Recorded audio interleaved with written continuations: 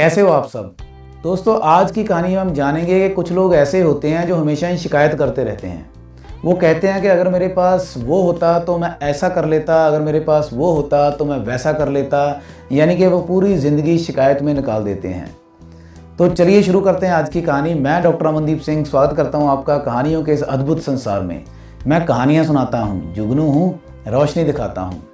ये कहानी शुरू होती है दोस्तों जंगल में से, जहाँ पर एक मोरनी आज कुदरत माँ के पास पहुँच चुकी होती है और वो कहती है, कुदरत माँ मुझे आपसे बहुत शिकायत है।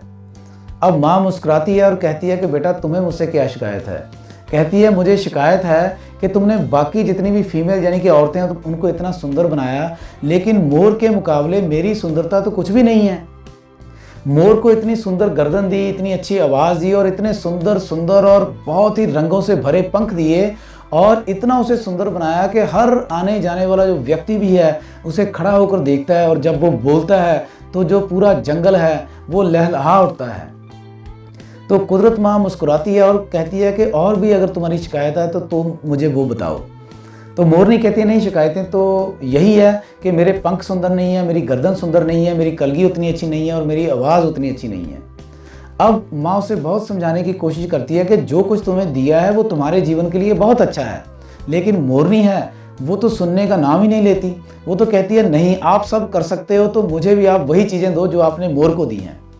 तो कुदरत माँ उसको आशीर्वाद देती है और उसे कहती है कि बस 1 महीना तुम इंतज़ार करो, तुम्हारी भी गर्दन वैसी ही हो जाएगी, तुम में और मोर में कोई फ़र्क नहीं कर पाएगा, सब कुछ तुम में वैसा ही हो जाएगा, जैसे वो सुंदर है वैसे पंख तुम्हारे आ जाएंगे, तुम भी ऐसे पैर डालने लगोगी। तो दोस्तों, जैसे वो कुदरत माँ ने बताया होता है, मोरनी 1 महीने में उसके पंख आ जाते हैं, बिल्कुल उसकी सुंदर आवाज़ हो जाती है, बहुत खुश है, वो बहुत खुश है।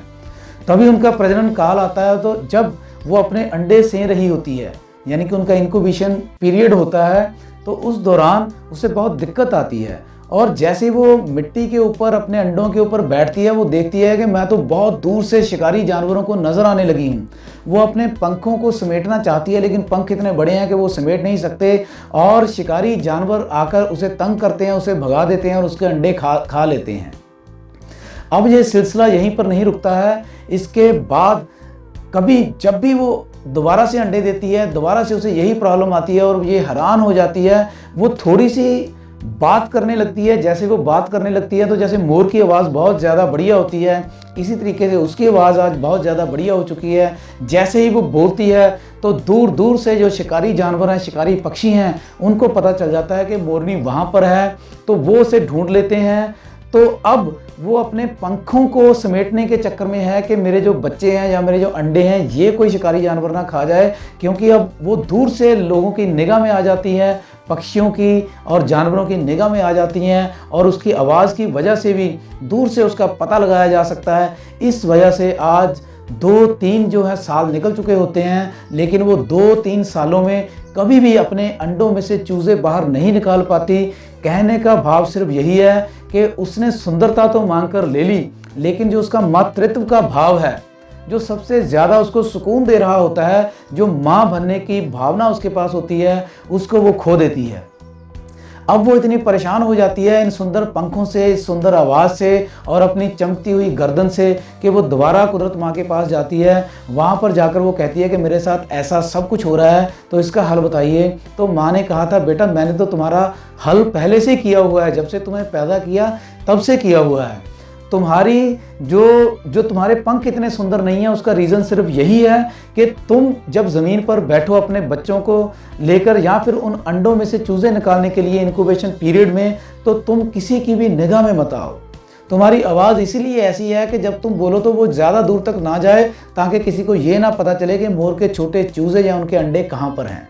तो मैंने तो तुम्हारे भले के लिए तुम्हें सब कुछ दिया था, लेकिन तुम नहीं मानी, तो अब जो तुम्हें चाहिए था मैंने वो दे दिया है, और अब तुम ही देख लो कि तुम्हारे जीवन का क्या हाल हो गया है। जो सबसे बड़ा गुण तुम्हारे पास था, जो सबसे बड़ी एक फ़ख्र की बात तुम्हारे पास थी कि मातृत्व का भाव, माँ बनने की भावना, वो तुम गवा चुकी हो। तो ये मोरनी अपने किए के ऊपर पछतावा करती है, वो अपने शब्दों को वापस लेती है, माफ़ी मांगती है और कहती है जैसे मैं पहली थी वैसे मुझे बना दो। अब दोस्तों, मोरनी को तो बात ये समझ में आ गई और उसका हल भी हो गया। हम ये देखें कि हम भी कहीं अपनी ज़िंदगी, अपना जीवन पछतावे में तो नहीं काट रहे हैं। हमें भी कहीं ये तो नहीं पता कि उसके पास ऐसे माँ बाप हैं, उनके पास ऐसा पैसे है, उसके पास ये है वो है इसलिए वो कामयाब हैं और मेरे पास वो नहीं है इसलिए मैं कामयाब नहीं हूँ। मैं आपको बताता हूँ कि जैसे मोरनी को नेचर ने बनाया दोस्तों, हमें भी नेचर ने बिल्कुल परफेक्ट बनाया है। जैसा हमें शरीर दिया है, जैसा रंग रूप दिया है, जैसा ज्ञान दिया है, अगर हम इसके ऊपर भरोसा करना शुरू कर दें तो आप यकीन जानिए आप जिंदगी में बहुत ऊपर जा सकते हो। कभी भी आपकी जिंदगी में किसी प्रकार की कोई रुकावट नहीं आएगी। सिर्फ बात इतनी सी है कि हम शिकायत करना छोड़कर जो हमारे पास है उसके ऊपर अगर हम फोकस करेंगे तो हमें अपनी जिंदगी बढ़िया बनाने से कोई नहीं रोक सकता। तो यही थी आज की कहानी आपको कैसी लगी आप कमेंट करके जरूर बताइएगा। कहानी अच्छी लगी हो तो आप इसे लाइक कर सकते हैं। आप इस कहानी को अपने दोस्तों, मित्रों, नियर एंड डियर के साथ शेयर करना मत भूलिएगा, क्योंकि हो सकता है इस कहानी से किसी के जीवन में बदलाव आ जाए। दोस्तों, अंत में मैं सिर्फ यही कहना चाहूँगा कि अगर आपने मेरा चैनल सब्सक्राइब कर लिया है तो तहे दिल से धन्यवाद। अगर आपने चैनल सब्सक्राइब नहीं किया है तो भी तहे दिल से धन्यवाद, क्योंकि जब ये बातें, जब ये कहानियाँ आपका जीवन बदलेंगी, जीवन में ट्रांसफॉर्मेशन आएगी, तो आप चैनल सब्सक्राइब कर भी लोगे और इसे शेयर भी कर ही दोगे। तो अब मैं आपसे इजाज़त चाहता हूँ। धन्यवाद। जय प्रकृति, जय भारत।